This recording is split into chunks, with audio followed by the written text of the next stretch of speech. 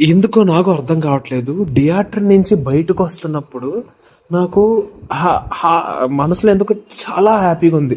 Because past Ravana movies తీసుకుంటే okay, apart of eagle, ఎందుకంటే eagle పోయింది నాకు తెలుసు, బట్ నాకు పర్సనల్లీ ఈగల్ చాలా చాలా ఇష్టము. అది పక్కన పెడితే ధమాకా తర్వాత వాల్తేరు వేరే తర్వాత రవణకి అన్నీ ఫెయిల్ చేసాయి, అది మనకు తెలిసిందే. కానీ ఆఫ్టర్ సేయింగ్ భర్త మహాశైలకు విజ్ఞప్తి నాకు చాలా హ్యాపీగా ఉంది, నాకు చాలా నచ్చింది.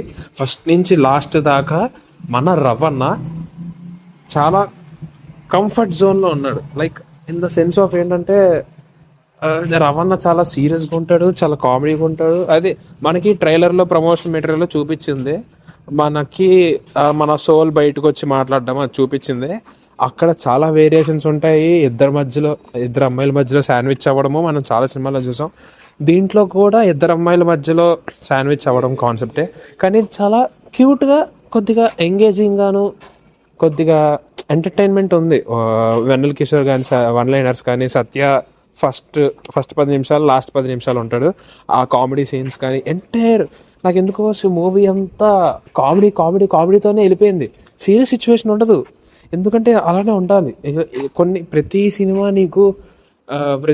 నీకు ఫస్ట్ హాఫ్ అంతా కామెడీ, సెకండ్ హాఫ్ అంతా సీరియస్ నోట్లో వెళ్ళిపోతే అది కొద్దిగా రొటీన్ అయిపోద్ది. బట్ ఇది అలా లేదు. ప్రతి scene inch to inch serious అనుకోలేదు, లేకపోతే కామెడీ ఉంటుంది. ప్రతి సీన్ కామెడీ ఉంటుంది ఈ మూవీలో. కిషోర్ తిరుమల గారు అంటే మన రవణే స్టోరీలో మన రవణదే, మన రవణ వెళ్ళి కిషోర్ తిరుమల గారు చెప్పారు. వాళ్ళిద్దరు కూర్చొని ఎగ్జిక్యూట్ చేశారు మంచిగా. కిషోర్ తిరుమల గారు చాలా బాగా నీట్గా ఒక ఆర్కిటెక్చర్, ఒక బిల్డింగ్ ఆర్కిటెక్చర్ ఎంత ప్లెజెంట్గా ఉంటుందో, ఎంత మనసుకి హాయినిస్తుందో అలాంటి మంచి సినిమా వాడు తీశారు. నాకు పర్సనల్గా కిషోర్ తిరుమల గారు అంటే చాలా ఇష్టం. ప్రతి మూవీ ఇష్టమే నాకు కిషోర్ తిరుమల గారిది. కాకపోతే ఈ మూవీలో కిషోర్ తిరుమల గారు ఎక్కడ మిస్ అయ్యారంటే డైలాగ్స్. కిషోర్ తిరుమల గారు మెయిన్ గ్రిప్ అని అంటాం చూడండి, ఆ మెయిన్ గ్రిప్ డైలాగ్స్.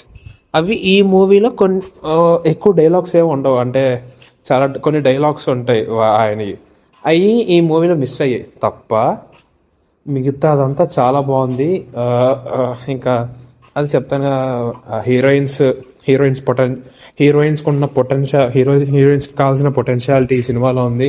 ప్రతి యాక్టర్ని ఎలా వాడుకోవాలో అలా వాడుకున్నారు ఈ సినిమాలో. ప్రతి యాక్టర్ని ఎలా వాడుకోవాలో అలా వాడుకున్నారు. అది ఫస్ట్ కానీ లాస్ట్ కానీ చాలా బాగా వాడుకున్నారు.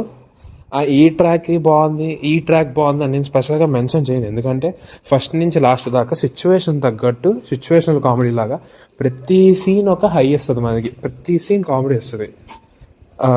మగాళ్ళందరూ ఇలానే ఉండాలి, ఇలానే ఉంటారు కొన్ని సిచ్యువేషన్స్లో అని బాగా చెప్పారు. కాకపోతే అది డైలాగ్ రూపంలో లేదంతే.